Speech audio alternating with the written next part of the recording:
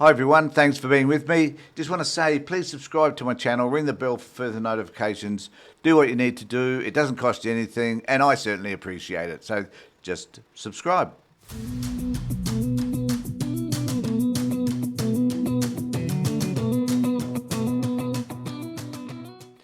I want to talk about whether or not Donald Trump let Iran know that the bombings were imminent.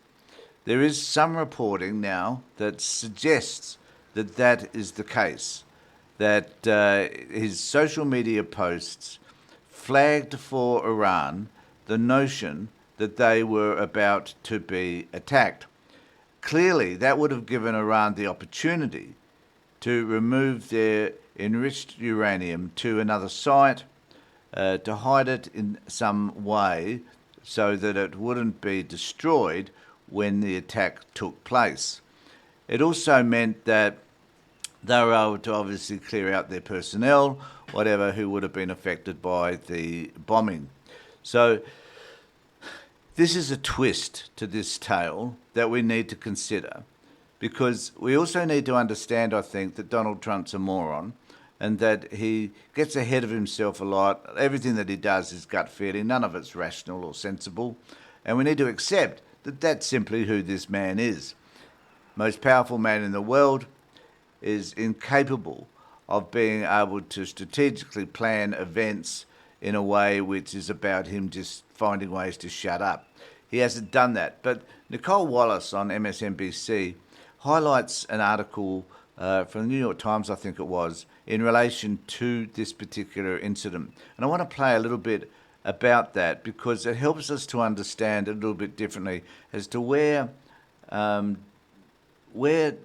Donald Trump was coming from and how he might have blown the attack on Iran. So I'll just play this clip for you. We come on the air with an incredibly volatile, fast-moving situation unfolding right now in the Middle East. A few hours ago, Iranian missiles targeted a U.S. base in Qatar. It is home to 10,000 U.S. military and civilian personnel. This video on your screen right now shows the moment when missiles were intercepted. Loud booms were heard in Qatar's capital. A defense official tells NBC News that there are currently no reports of casualties. Those strikes happened after the U.S. had warned American citizens in Qatar to shelter in place, anticipating such an attack. Now the region and thousands of U.S. service members deployed in the region are waiting for whatever else unfolds. An official telling NBC News that the Pentagon is aware of imminent threats against bases across the Middle East, not just in Qatar. The big question right now is whether Iran will continue to retaliate against the U.S., and whether Iran's nuclear program is crippled but still viable after those Israeli and U.S. airstrikes.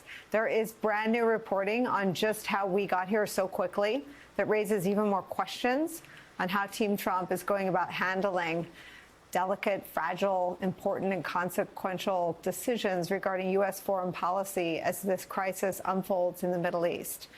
That new reporting in the New York Times reveals that Donald Trump was influenced, seemingly first and foremost, by Fox News, obsessed with looking like a winner in their coverage, and a Pentagon that scrambled to contain any possible damage to the operation that Donald Trump's narcissism could cause. As one official tells the Times, quote, "The president was the biggest threat to OPSEC." That means operational security that the planning faced. Wow. The New York Times also reports that the White House's statement that Trump would decide on whether to strike Iran, quote, within the next 2 weeks was always a ruse. It was never true. He'd already decided to launch a military operation when that statement was delivered by the sitting White House press secretary, whose salary is paid for by the American taxpayer, from the podium. But that 2-week statement had the effect of, quote, cleaning up a mess, the telegraphing of the attack that was partly of the president's making, end quote. That mess was caused by Trump's unhinged and almost ceaseless social media posts. Everyone should evacuate Tehran, unconditional surrender in all caps, among others, according to the New York Times. Those posts, quote, generated angst at the Pentagon. and U.S. Central Command, where military planners begin to worry that Trump was giving Iran too much warning about an impending strike. They built their own deception into the attack plan, a second group of B-2 bombers that would leave Missouri and head west over the Pacific Ocean in a way that flight trackers would be able to monitor on Saturday. That left the misimpression for many observers, and presumably Iran, about the timing and path of the attack, which would come from another direction entirely. That is where we start today with some of our favorite reporters and friends. New York Times. So my point is that that Donald Trump allowed the Iranians to know when there would be likely an attack. As a result of that, they were probably prepared for it. So all the spin that we've had in relation to it being a surprise attack, sending out some planes in a different direction, and the attack that took place after the planes left Missouri and travelled across the Atlantic and so forth, is really telling us a story that perhaps we need to better understand. And that is that the United States, through President Trump, allowed the Iranians to remove the enriched minerals out of the particular sites that were about to be attacked.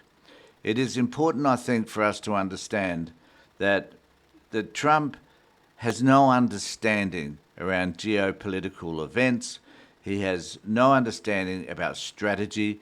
Everything he does is about his gut feeling, about how he should respond to events based on his eternal macerations or the eternal feelings that he has that bring about eventually the decisions that he makes.